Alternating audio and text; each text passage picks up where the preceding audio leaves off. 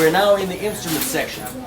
All these instruments have their own little story, okay? But most importantly, we begin by saying that they're made out of stainless surgical steel.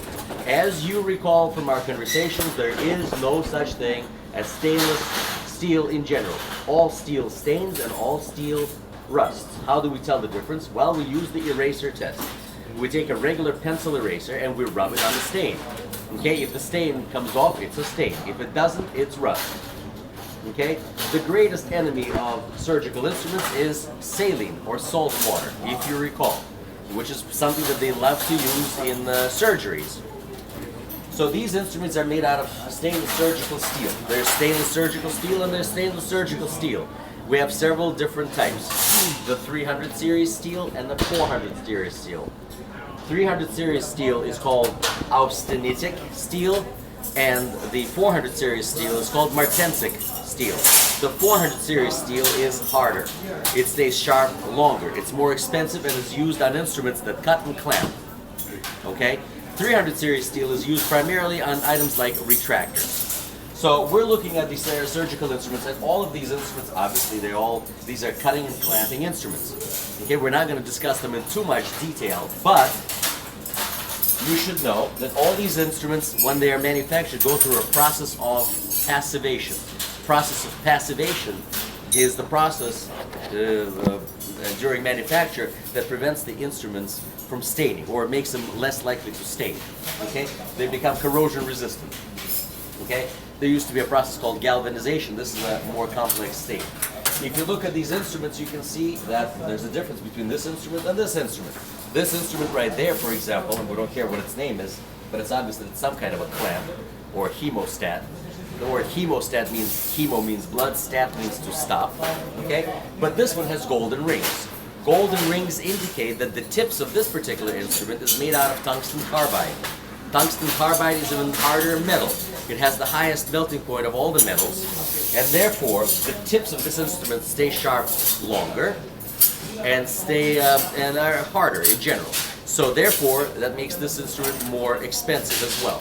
The good thing about tungsten carbide tips is that in some cases, in many cases, they are replaceable. So if the instrument is broken, or the tips are damaged, you can actually just replace the tips and you get your instrument back. Alright, so if an instrument costs $100, instead of buying another instrument for $100 for $20, you can have basically a brand new instrument. Okay? Black ring scissors are scissors that are called supercut microgrind. They mimic a slicing action of a knife or a blade, okay? As opposed to regular scissors that use a crushing movement to cut. Scissors are also used to spread tissues around during surgery as well. So it's not just cutting of tissues and sutures and so on and so forth, but it's also used to spread for better visualization. Some scissors have a curved blade, and this curved blade provides for better visualization of the things that you're actually cutting. Ebonized or black instruments do not conduct electricity, okay? And you have to be very careful about handling them. And you have to use a rubber nipple mat or some kind of a towel so there's no direct metal-to-metal contact. I want to draw your attention that everything I'm saying, even though right now this is sort of encapsulating our entire course, not everything is going to be covered in this particular little video, but everything I say will be on exam one way or another. Okay? So if you go over this video, make sure that you're going over it with your notes, or you're taking notes while this video is going on. Alright, so it'll give you a better perspective on what's going on. Okay? Now, clamps in general are also known as Kellys and snaps. These are two names that they like to use on the exam.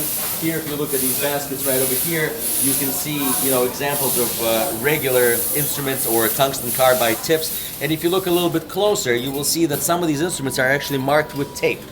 Tape is by far the most favorite method today of marking or identifying your instruments.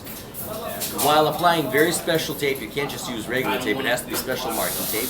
Clean your fingers with alcohol, clean the instrument with alcohol, and apply 1 to 1.5 turns around the shank of the instrument. Never put the tape into the rings. Okay, does that make sense?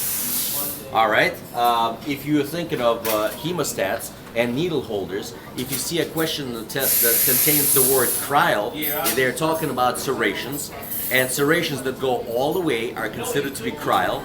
All other serrations are not cryle. Does that make sense? As you can see, these instruments are stored on a pegboard system. Okay, and this is one of the ways of storing them.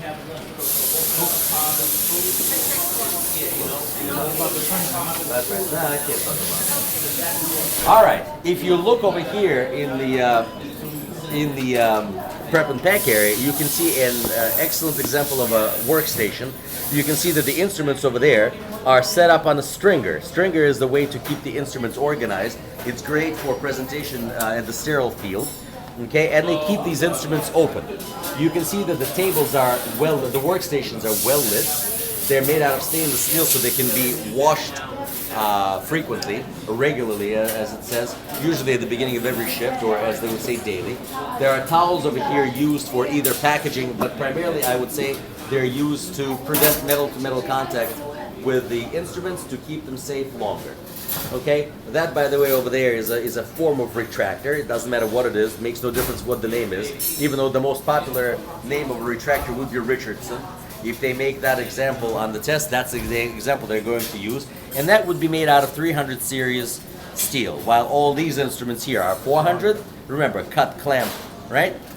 400, something that retracts 300, because there's no need for hardness, firmness over there. All right, moving right along. It's